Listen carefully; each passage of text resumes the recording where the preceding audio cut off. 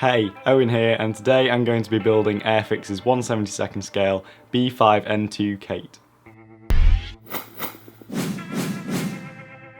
Airfix provided me with this kit for free, however they have not paid me or told me what to do or say. Before starting I washed all the parts in warm soapy water with a splash of vinegar. The first step was to drill out holes to mount the torpedo with a 0.8mm drill bit. The kit has the option for the wings to be built in a folded position, and you would have to cut along here to do so. It was easier to attach the control stick at this point rather than the point the instructions suggested. I had painted interior parts on the sprue with Humbrol 86 light olive as the instructions recommended, but this seemed to be too dark to me and you might want to use a lighter shade. The interior detail was excellent but lacked raised detail on the instrument panels.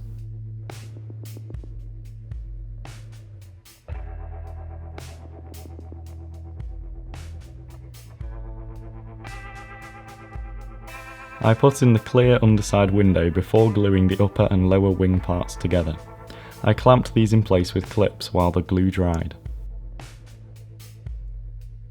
I touched up bits of the paintwork before applying the decals to the instrument panels.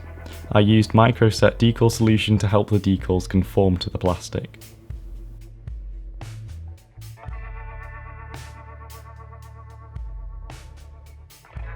I mixed a dark brown wash using brown watercolour paint and applied it to the interior.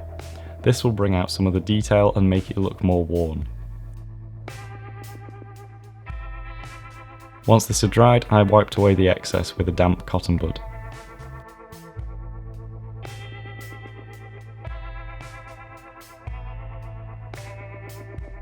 I attached the side windows with PVA glue so the clear plastic didn't fog. The kit comes with 3 figures, 2 of which are identical, so I therefore decided to modify them. I wanted the gunner to be operating the gun, which is not an option in the instructions, so I cut off his head and arms and replaced them with some spares.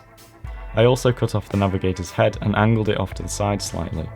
Finally, the pilot wouldn't quite sit right in his chair, so I cut off and altered the angle of his knees so he would sit properly. The pilots were then painted with the colours indicated on screen. I then gave them a brown watercolour wash to bring out the definition in their clothes and faces.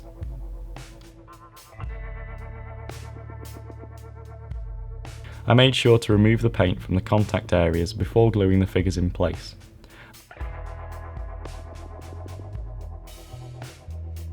I struggled to get the gunner to sit right, and it took quite a lot of glue and effort to get him in the position I wanted, but I have edited this out of the video.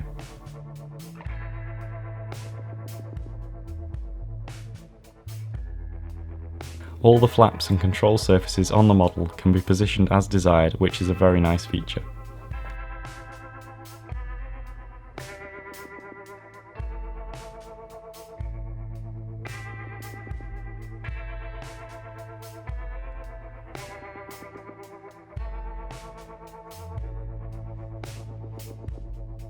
The detail in the engine was very good and it went together easily.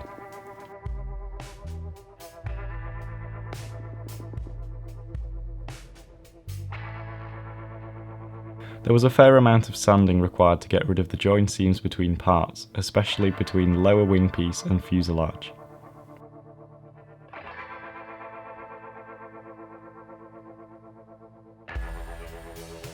Filler was also required to fill quite a lot of joins, which was unfortunate.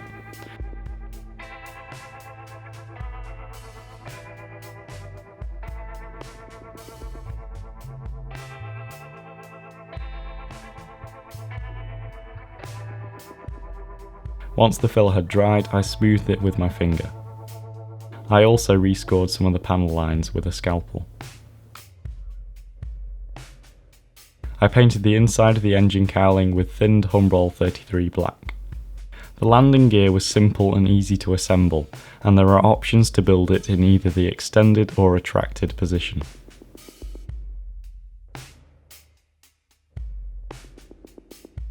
I painted some of the detail on the engine with the colours indicated on screen. I attached the engine cowling with PVA glue as I didn't want to have to remove the paint from the contact areas. After masking the clear parts, I thinned Humbrol 90 to a rough ratio of 1 part water to 7 parts paint and began painting the underside. I painted 3 thin coats like this onto the underside. You can watch my video on how to paint scale models for more information. There's a link in the cards and in the description. As I was going for a chipped effect on the upper surfaces, I painted a base of 2 thinned coats of Humbrol 11 Silver onto the model. Once the coats had dried, I stippled Humbrol Mascol onto the areas where I wanted to remove the green paint and reveal the silver paint beneath. Once the Mascol had dried, I thinned Humbrol 30 Dark Green to a rough ratio of 1 part thinner to 7 parts paint, and applied 3 coats to the model. Again, see my video on painting for more information. Once the paint had dried, I rubbed the model with blue tack. This pulled away the Humbrol Mascol to reveal the silver colour beneath. I was really pleased with the results. They looked much more realistic than using a stippling technique. After all the Mascol had been removed, I touched up a few areas with a fine brush and a stippling motion. Instead of using the decals for the wing walkways, I decided to paint them as it would allow me to get a chipped paint effect more easily. I again used Humbrol Mascol to achieve this. Once it had dried, I painted over it with a grey colour that I mixed to match the colour of the decal. I masked the nose with Tamiya masking tape and painted it with 3 coats of Humbrol 33 Black, thinned to a ratio of 1 part thinner to 7 parts paint. I drilled out the exhaust pipes with a 0.8mm pin vise and painted them with Humbrol 53 gunmetal. I applied watered down PVA glue to the areas where the decals will go to create a gloss surface which will stop them from silvering. Some of the decals had large clear areas in between the printing, which I chose to cut out. This made them harder to apply to the model, but reduced the chance of silvering.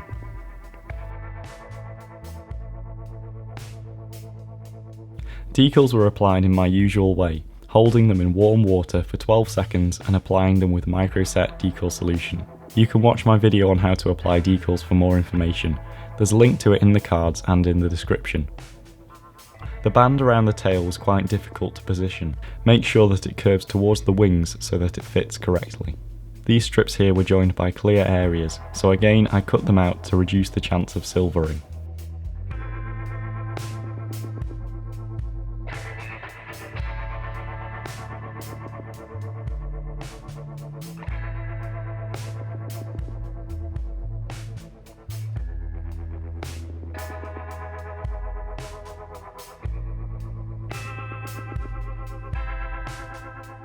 After the decals had dried, I cut through some of them to allow them to conform to the model more easily. I then applied a few coats of microsol decal solution to make sure that they were well conformed.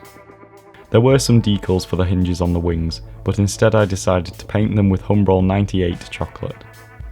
I added some chipping to the decals with Humbrol 11 Silver and a very fine brush.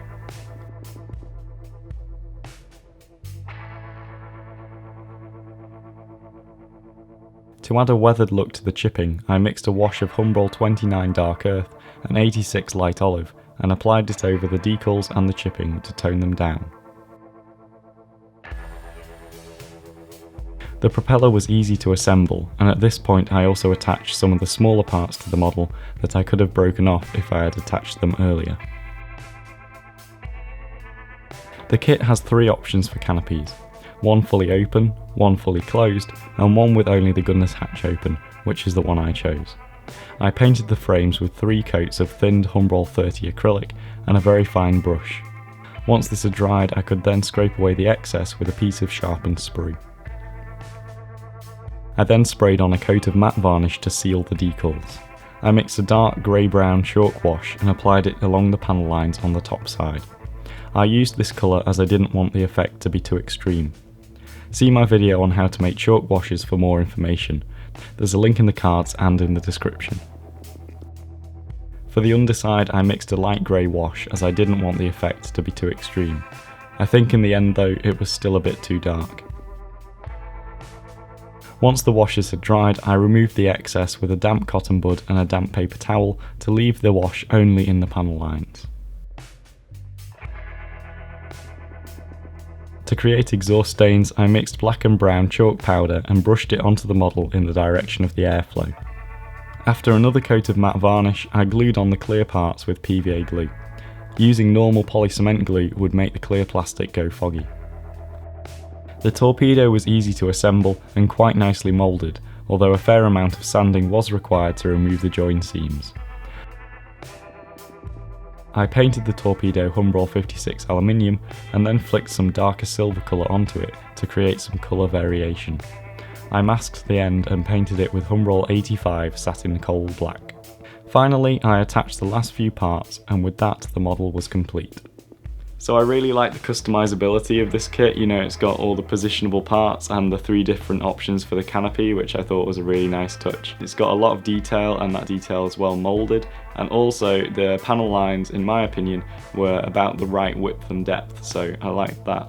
The decals, as usual, were very well detailed and printed. The only thing is there's quite a lot of clear space between some of the printing, so just be careful of that. It might cause silvering if left on, so you might want to cut it out like I did, but obviously then that makes the decals a bit harder to apply. Unfortunately, not all the parts fitted perfectly. There was a fair amount of sanding and filler required around areas such as the wing roots and around the fuselage, but that was easily corrected, and the vast majority of the parts did fit very well. So I would recommend this model to anyone who wants a B5N2 Kate kit. I think Airfix have done a really good job with this one. Anyway, I hope you enjoyed the video, thank you for watching, and I'll see you next time.